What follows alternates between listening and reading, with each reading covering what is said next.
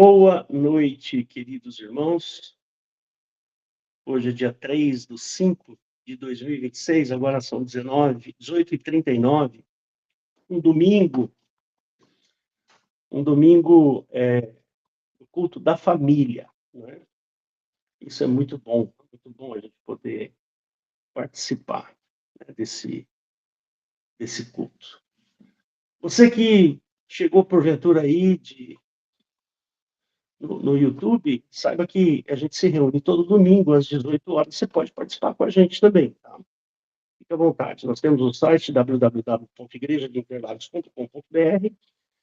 Lá você vai ter os horários de culto, você vai ter o meu telefone, vai ter o meu WhatsApp, e você pode entrar em contato, inclusive. Tá? Gravamos todos os cultos e disponibilizamos no canal do YouTube. Né? E aí você pode também ouvir as pregações. Tem centenas e centenas de cultos lá gravados. Você pode participar, tá bom? Fica à vontade. Eu tô com a impressão de que acontece alguma coisa com a minha câmera que ela não aparece aqui. Ô Valdo, vocês estão me enxergando? Tá me ouvindo e me enxergando?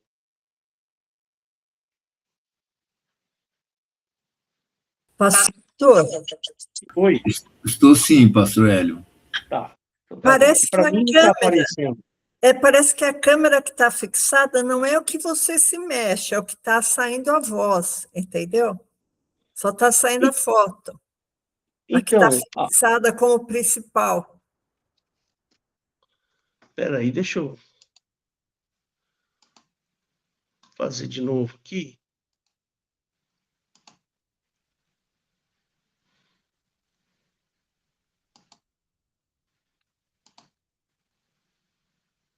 Espera só um minuto que eu já... Agora sim. Tá. Agora está ok. É um problema de veieira aqui, né? Sabe como é que é? Vai ficando velho, vai perdendo a mão, né? O título da minha mensagem hoje é A Meia-Noite Está Chegando. Meia-noite está chegando. Você está preparado? Você sabe, você entende o que é meia-noite? Nós vamos ler o texto lá em Mateus, capítulo 25, eu vou passar ele aqui para você, e a gente vai falar algumas coisinhas a esse respeito de Mateus 25. Espera aí. Compartilhar, pronto. Mateus 25. O texto diz o seguinte: Então o reino dos céus será semelhante a 10 virgens que, tomando as suas lâmpadas, saíram ao encontro do esposo. E 5 delas eram prudentes e 5 loucas. As loucas, tomando as suas lâmpadas, não levaram azeite consigo, mas as prudentes levaram azeite em suas vasilhas, com as suas lâmpadas. E, tardando o esposo, tosquenejaram todas e adormeceram. Mas à meia-noite ouviu-se um clamor. Aí vem o esposo sair-lhe ao encontro. Então todas aquelas virgens se levantaram e prepararam as suas lâmpadas. As loucas disseram às prudentes: Dai-nos do vosso azeite, porque as nossas lâmpadas se apagam. Mas as prudentes responderam, dizendo: Não seja caso que nos falte a nós e a vós, ide antes aos que vendem, comprai-o para vós. E tendo elas ido comprá-lo, chegou o esposo, e as que estavam preparadas entraram com ele para as bodas, e fechou-se a porta. E depois chegaram também as outras virgens, dizendo: Senhor, Senhor, abre-nos. E ele respondendo diz: Em verdade vos digo que não vos conheço. Vigiai, pois, porque não sabeis o dia e nem a hora em que o Filho do Homem há de vir. Então, vocês provavelmente já sabem, né? Exatamente o que esse texto fala. né, já é sabido de todo mundo, mas eu quero fazer algumas considerações. Primeiro eu vou falar o óbvio, mas aí depois eu vou falar algumas considerações para vocês, né? Muito bem. Essa parábola é a parábola das 10 virgens, 5 prudentes e 5 nécias, loucas, né? Toda vez que, quando eu era mais novo, lá no começo da minha conversão, quando eu tinha lá meus 17, 18 anos, que eu me converti, eu não gostava muito desse texto, não, sabe? Eu não gostava, não. Sabe por quê? Eu não gostava porque, poxa, casamento é uma pessoa só. Você casa com uma mulher, não com 5 ou 10, não é assim. Mas o texto não está querendo falar sobre casamento, não é isso que o texto está dizendo. E eu achava meio estranho, justamente por não ter conhecimento, né, não ter conhecimento dessas coisas como eu tenho hoje. O que ele está dizendo aqui é que essas bodas aí, ela é a festa, né? Bodas é festa, né? É a festa de um casamento eterno, né? Que é o casamento da Igreja de Cristo com Cristo, que é quando Jesus voltar, ele vai tomar a sua igreja para si, né? Aqueles que forem prudentes, vão entrar nessas festas. As que não forem, não vão entrar nessa festa. É simples assim, né? E, muito bem. Na cultura judaica, os casamentos eram importantes e significativos, e a chegada do noivo era aguardada com grande expectativa. As 10 virgens representam aqueles que esperam pelo noivo, simbolizando os crentes que aguardam a vinda de Cristo. E as lâmpadas que carregavam eram essenciais para iluminar o caminho durante a noite.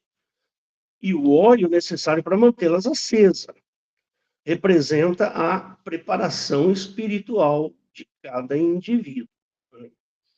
Eu lembro que a minha mãe, ela comprava uma espécie de uma velhinha, desse tamanhozinho assim, bem pequenininha assim. Aí ela colocava água num copo, colocava um pouco de óleo de soja mesmo, né? E essa lampadinha aí. E acendia. E aquilo ficava bruxuleando a noite toda. E éramos 4 filhos, 4 crianças.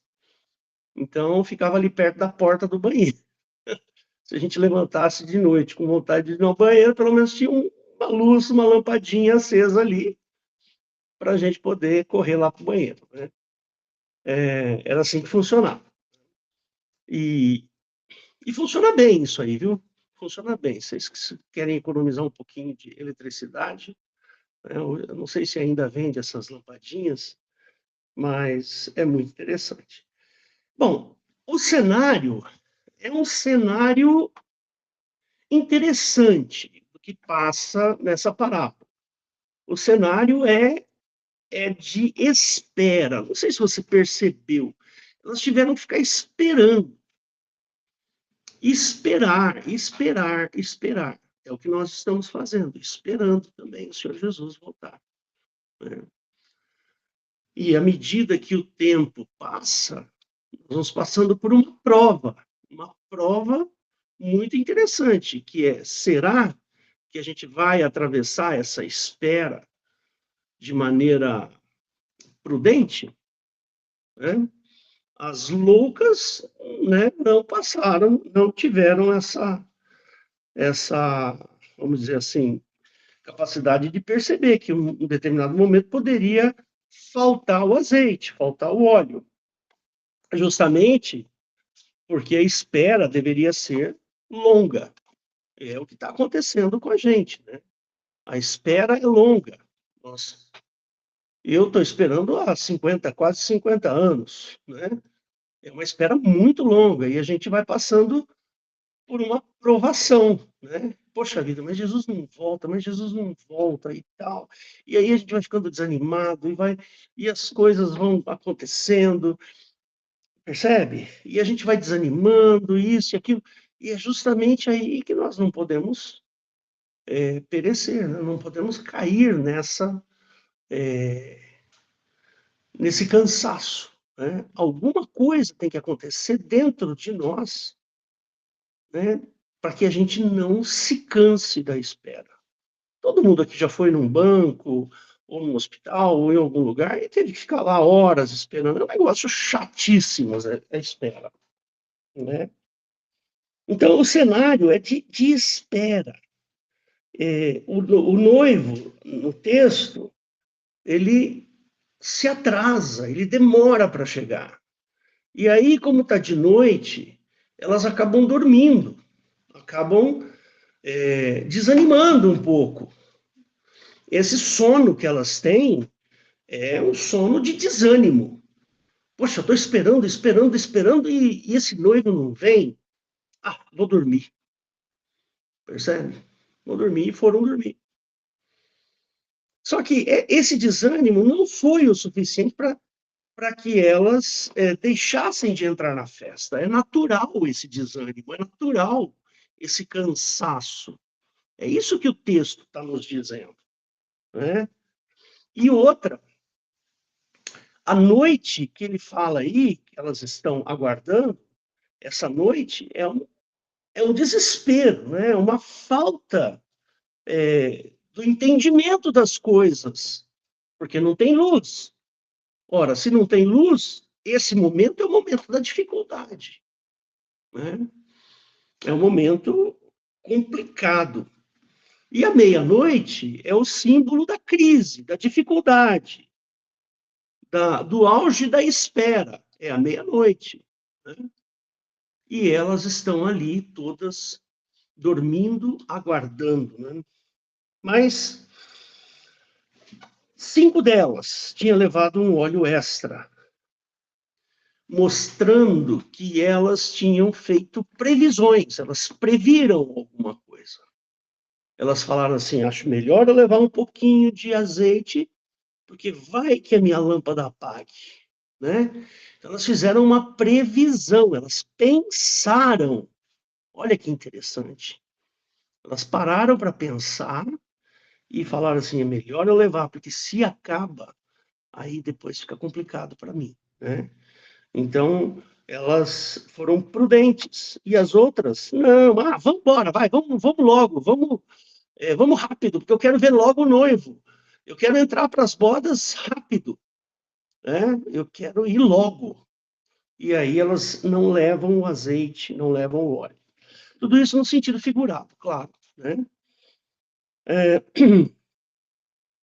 E todo mundo sabe que esse óleo aí é o óleo do Espírito Santo, né?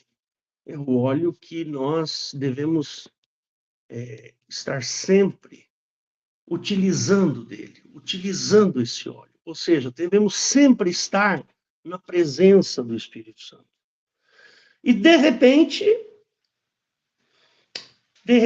vem um clamor. Atenção, aí vem o esposo, aí vem o noivo. O noivo está chegando. O noivo está chegando. E de repente chega o noivo. Irmãos, a vinda de Cristo, ela não é uma probabilidade, é uma certeza.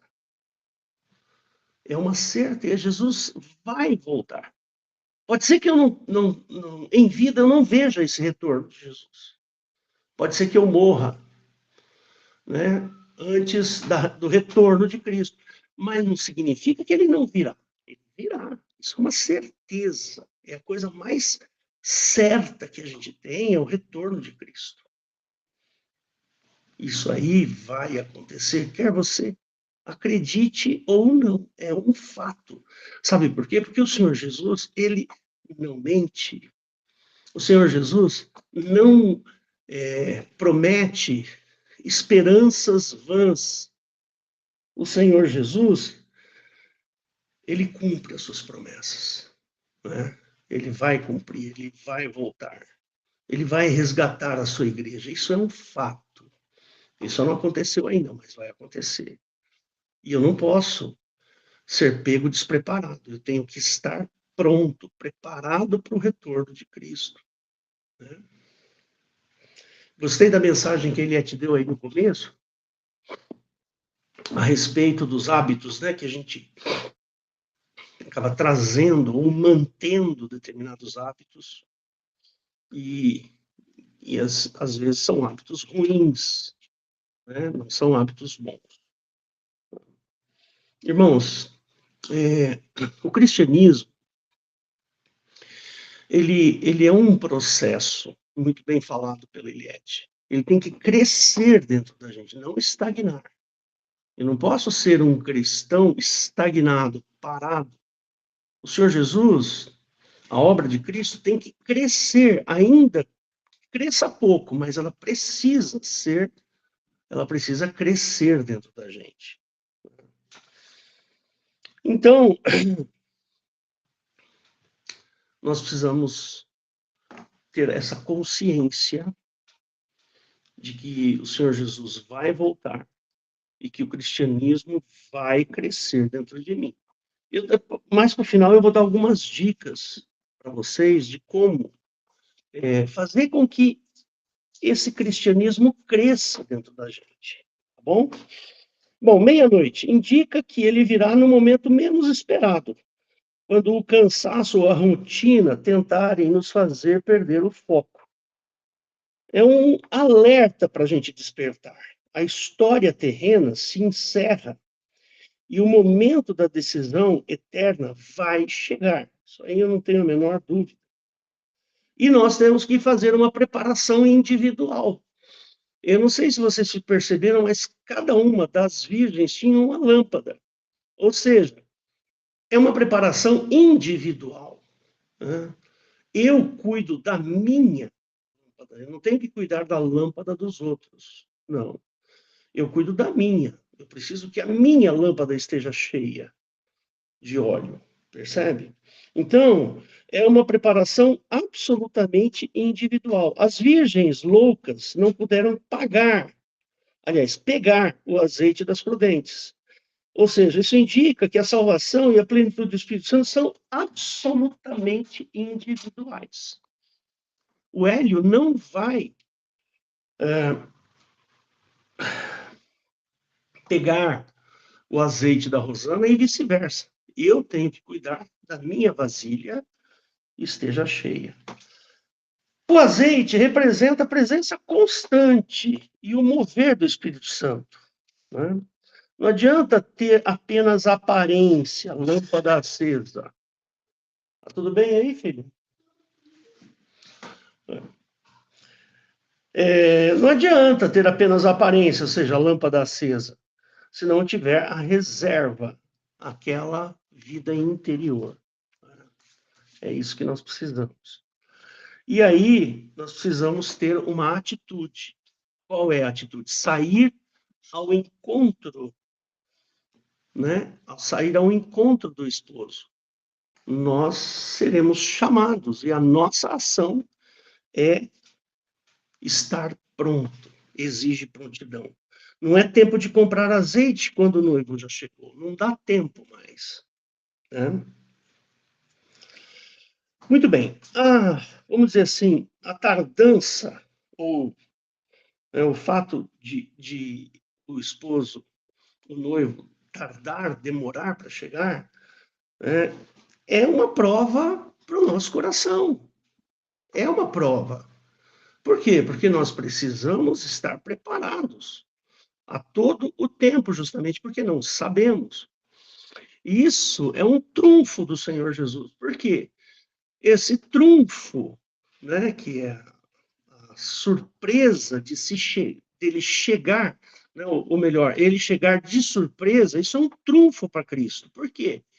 Porque é o tempo que eu tenho para que o meu coração fique preparado e que ele esteja, vamos dizer assim, que ele tenha sido preparado para aquilo que virá. Né? Então, se eu não me preparo, se eu não tiver condições de me preparar, eu não posso entrar no reino de Deus. A gente tem que ter algum esforço. Nosso esforço é nos preparar. Eu preciso me esforçar, não no sentido de que a salvação não vem por esforço pessoal. De jeito nenhum, não é isso que eu estou falando. A salvação vem pela obra de Cristo, mas eu, pessoalmente, eu tenho que me preparar para esse retorno de Cristo. Eu não posso sentar na cadeira e ficar lá assim, bom, agora eu vou ficar aqui esperando Jesus voltar. Percebe? Não, eu tenho que me dedicar, eu tenho que fazer coisas dentro de mim, para que Paulo, né, como Paulo disse, né, não sou eu quem vivo, mas Cristo vive em mim, como disse bem a Eliette. Então, temos que ter um esforço de preparo, preciso preparar o meu coração para o retorno de Cristo. Né? Daqui a pouco eu vou dar algumas dicas para vocês. Então, quando elas dormem, elas estão dormindo porque estão cansadas de aguardar. Né? O grito da meia-noite revela quem realmente está com o coração preparado para a entrada no reino de Deus. Né? Então, nós precisamos, a todo dia, a todo tempo, a todo momento, o nosso coração tem que estar sendo preparados. Nós temos que crescer como cristãos. Né? Eu vou dar aqui algumas ponderações sobre causas internas que nos tornam despreparados. Né? O que é que me torna despreparado para essa empreitada que Jesus terá no dia em que ele retornar? Né? Eu quero falar um pouquinho sobre isso. Queridos, lembrem-se que todas essas sugestões são sugestões pessoais, né? Eu não espero que você mostre para mim que você mudou nisso ou naquilo. Não é a mim que você tem que mostrar. Jamais. Né?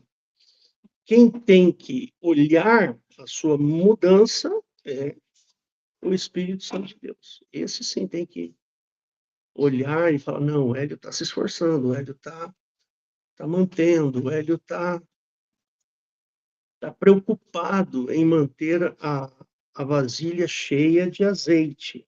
Né? Então, é isso. Bom, como que eu posso demonstrar que eu estou despreparado? É quando eu terceirizo, né? Eu terceirizo a minha fé. Terceirizar a fé é a coisa mais comum que tem. A gente bota a culpa. Ah, aquele irmão falou mal de mim. Ah, porque aquele pastor que não sei o quê. Você está terceirizando a sua culpa. Você não está fazendo porque você não quer melhorar. Né? E aí a gente compra uma muleta, uma bengala, onde eu possa me apoiar. Tá vendo por que eu não quero?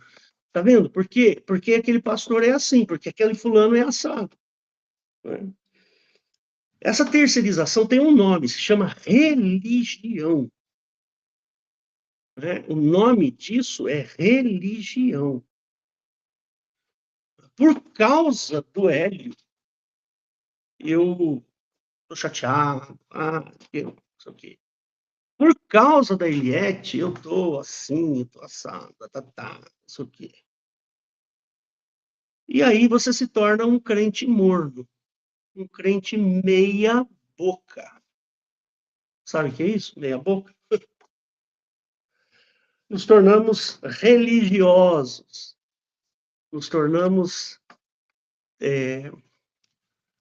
começamos a pôr a culpa nos outros, né? Terceirizamos o nosso pecado. Né? Outra questão também é quando a gente se considera superior à obra de Cristo.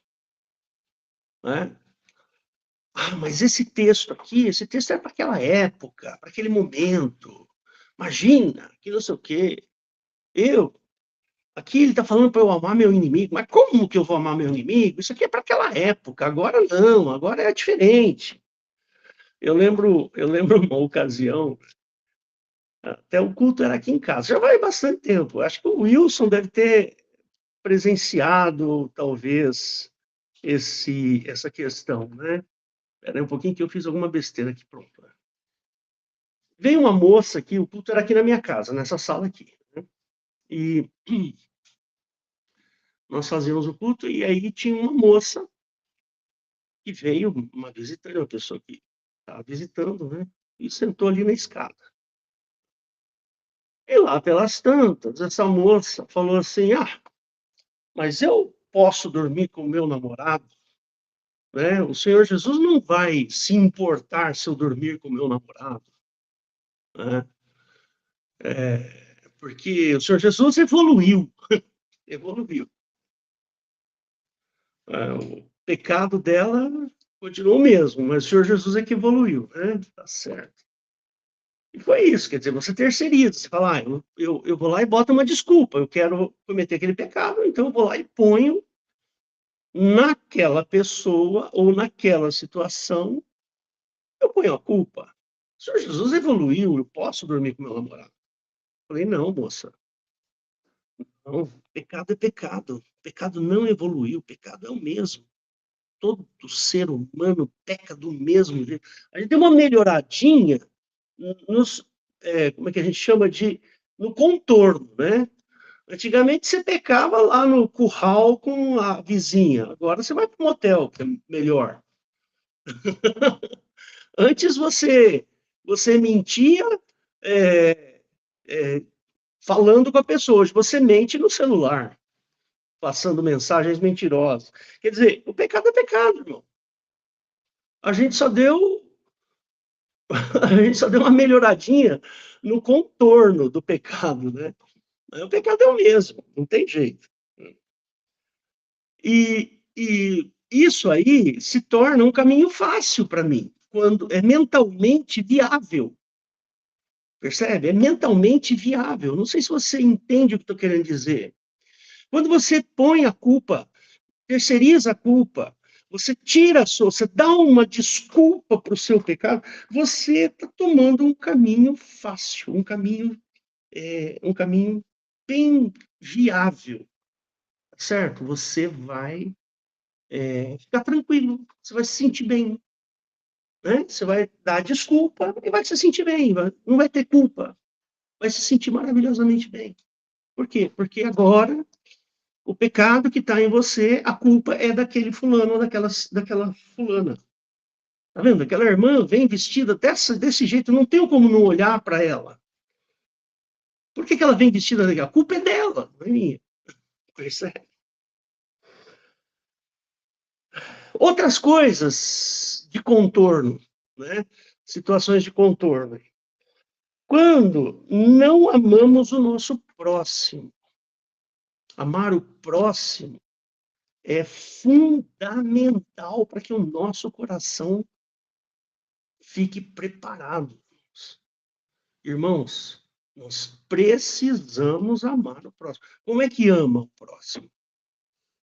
Tipo assim, olha para o Serginho e fala assim, ai, Serginho, você é tão bonzinho, você é um irmãozinho tão queridinho, tão... Isso não é amar o próximo, não.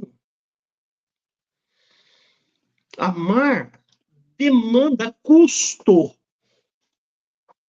Amar demanda atitude, custo. Tem que custar para você. Percebe? Eu sempre, não falo isso para minha glória, não, irmãos. Mas toda vez, mas não tem uma, irmão, não tem uma vez. A menos que eu esteja numa situação complicada, eu não posso atender. Mas todas as vezes que passa alguém aqui na minha porta pedindo uma comida, eu vou lá e preparo alguma coisa, eu dou alguma coisa, eu ponho um macarrão e um molho e alguma outra coisa dentro da sacolinha e dou para a pessoa. Sempre. Não tem uma vez que eu não faça isso. Só se eu estiver numa situação muito difícil, que eu não posso sei lá, e não dá. Ou numa reunião, tipo, uma vez estava no meio de uma reunião, alguém bateu, eu falei, agora eu não posso te atender. Mas, irmãos, a gente sempre tem que fazer alguma coisa pelo outro, percebe? Nós precisamos fazer isso. Isso é para o nosso coração. É para que o nosso coração fique aquecido. Se você mora num apartamento e não dá para fazer isso, faça de outra maneira. Mas semanalmente procura alguém e fala assim, olha, eu venho aqui para te ajudar com isso. Não precisa ser exatamente como eu faço, mas você precisa fazer. Percebe? Isso é fundamental, isso faz parte da preparação do meu coração. Sabe, irmãos, a gente não tem que ficar falando o que a sua direita fizer, não saiba a sua esquerda. Eu estou tentando aqui dar um ensino para vocês. Façam, irmão. Faça. Não deixe de fazer alguma coisa por alguém. Não tenha oportunidade. Irmão, na primeira oportunidade você vai e faz. Por exemplo, tem muita gente que gosta de falar assim, eu não dou dinheiro no farol, porque você não sabe se aquela pessoa vai comprar bebida, se ela vai comprar cigarro, comprar droga. Irmãos, você tem que aprender uma coisa. Toda vez que eu vou dar um exemplo aqui, vou dar um exemplo. Tá vendo isso aqui? Isso aqui é o meu suco para Santa Ceia daqui a pouco. Tá aqui. Se eu chego para o Serginho e falo, Serginho, eu quero dar isso aqui para você, pega. O Serginho pegou. Aquilo não está mais na minha posse, irmãos. Você transferiu a posse daquilo para outra pessoa, aquela outra pessoa vai fazer o que quiser com isso aqui. Quiser jogar no lixo, joga. Se quiser usar para comprar droga, usa.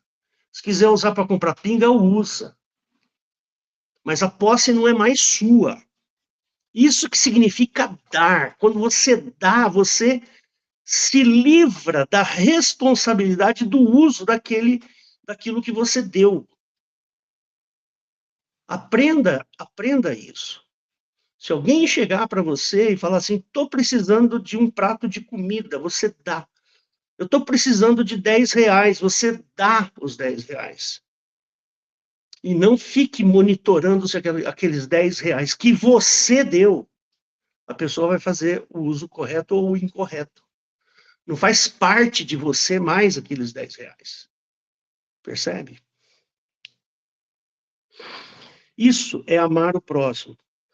Nós precisamos tomar cuidado para não fazer amizade com o mundo. É outra coisa que nos faz perder fazer com que o nosso coração fique gelado. Então, irmãos, eu quero dizer para você que nós precisamos tomar essas atitudes para não sermos considerados despreparados. Prepare-se. Vai lá, toma uma atitude. Eu tenho um pecado, eu não consigo me livrar desse pecado. Faça outra coisa. Faça algo que você consiga fazer, não que você não consegue. Aquilo que você não consegue, você pede para o Espírito Santo. Nosso Senhor Jesus está sempre à disposição para nos socorrer. Sempre. Mas eu todo dia tal, eu faço isso, eu erro nisso, eu erro naquilo. Então, vai fazer aquilo que você consegue fazer. O que você não consegue, você vai orar e insistir. Insiste diante de Deus, fala, Senhor, eu não consigo. Aí cai de novo, Senhor, eu não consigo, cair de novo. Conclusão. Esse texto que nós lemos, de Mateus 25, ele é um alerta, ele está dando um alerta para a gente, está dando um aviso, toma cuidado, fique vigilante. Você está agindo para que a sua lâmpada tenha óleo? Então, se você não estiver, é melhor você começar a dar alguns passos em direção a isso. Então, comece a dar passos. Né? Comece amando o seu irmão, fazendo o bem, né? Pedindo a Deus, orando, Deus, eu não consigo parar com esse pecado, Deus, não consigo parar com esse pecado, me ajuda, me ajuda, me ajuda. Né? Batei, abrir-se-vos-á. Né? Buscai e achareis. Então, eu queria deixar essa mensagem para vocês, esse assunto, que é um assunto muito interessante, né? Muito bacana, muito, muito legal. Eu acho que o Senhor Jesus, ele quer cuidar da sua vida. Ele quer. Ele está lá. Ele fala assim, olha, pode me procurar. Pode falar comigo. Pode me procurar. Por que a gente não faz isso? Não é? Então fica aqui esse alerta para você. Fecha seus olhos. Vamos orar. Deus eterno, Pai nosso, nosso querido Deus, nós te louvamos, Senhor, porque a tua mensagem é profunda, é maravilhosa. E, Senhor, eu sei que esse assunto é um assunto dolorido para a igreja. É um assunto doído. Mas cremos que o teu Espírito Santo pode operar grandes milagres em cada coração dos nossos irmãozinhos da igreja, Senhor. Pode operar, Senhor. Faz isso com alegria, faz isso, Senhor, para que o teu reino cresça, para que a tua obra se estenda. Deus, nós te louvamos, nós te agradecemos pela tua mensagem, Senhor. Senhor, nós pedimos que o Senhor venha estabelecer o teu reino no nosso meio. Nós fazemos essa oração no nome santo e soberano de Jesus. Amém. Glória a Deus. Espera aí. Só um minutinho.